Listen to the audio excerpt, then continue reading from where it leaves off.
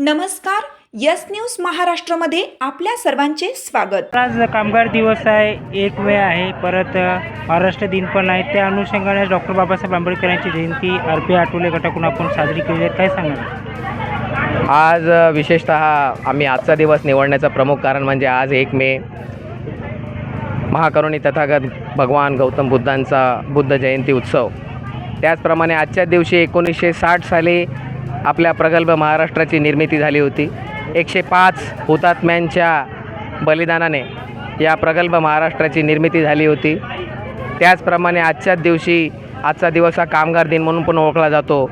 या कामगार दिनाच्या निमित्ताने आवर्जून सांगणारी गोष्ट म्हणजे 1942 नंतर भारतरत्न डॉक्टर बाबासाहेब आंबेडकर 1942मध्ये स्वतंत्र मजूर पक्षाच्या मंत्रिमंडळात असताना बाबासाहेबांनी कामगारांच्या बाबतीत अत्यंत महत्त्वाचे निर्णय घेतले होते. म्हणजे 12 तासांवरनं 8 तास, महिला आणि पुरुष सर्वांना समान संधी असे अनेक कायदे त्यांनी अंमलात आणले होते.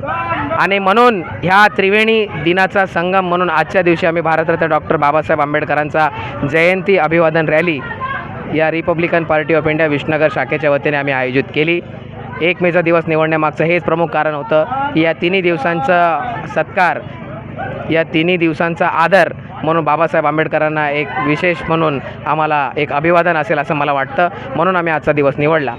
आम्ही जयंतीमध्ये आपल्या एकदम पद्धतीने महिला असतील, पुरुष असतील किंवा बालक असेल, पद्धतीने जयंती साजरी केली. एकदम लक्षणीय महिलाची उपस्थिती, त्याबद्दल काय सांगणार? शेवटी कसं आहे की बाबासाहेबांचा संविधानात अशी तरतूद आहे की स्त्री पुरुष समानता आणि बाबासाहेबांनी सांगितल्याप्रमाणे ज्या देशाची प्रगती त्या स्त्रियांच्या प्रगतीवरती अवलंबून असते असं बाबासाहेबांचं एक वाक्य आहे, ब्रीदवाक्य.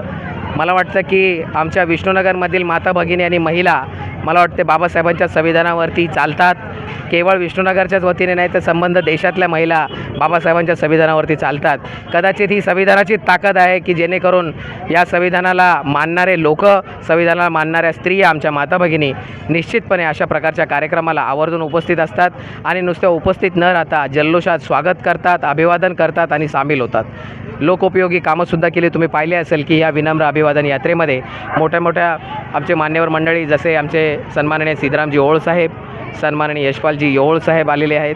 त्याचप्रमाणे जिल्हाध्यक्ष आमच्या शिलाताई बोदडे मॅडम आल्या. त्याचप्रमाणे जगदीशभाई गवते, कार्यसम्राट नगरसेवक सन्माननीय बहादूरसिंग बेस्ट, अरुणाताई शिंदे, चांदनीताई चौगुले या विशेष महत्त्वाच्या व्यक्तींनी आमच्या या प्रभागाला आमच्या या कार्यक्रमाला त्यांनी विशेष उपस्थिती दर्शवली. दिनेशदादा ठाकूरसुद्धा होते. या सर्वांनी या विष्णुनगरच्या रिपब्लिकन पक्षाच्या जयंती कार्यक्रमाला आवर्जून उपस्थिती दर्शविली.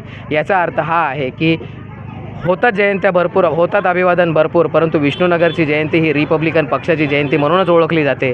आणि या जयंती दिनाच्या निमित्ताने रिपब्लिकन पक्ष विष्णुनगर शाखेच्या वतीने सगळ्यांना लक्ष शुभेच्छा देतो. तुमची साथ आमची.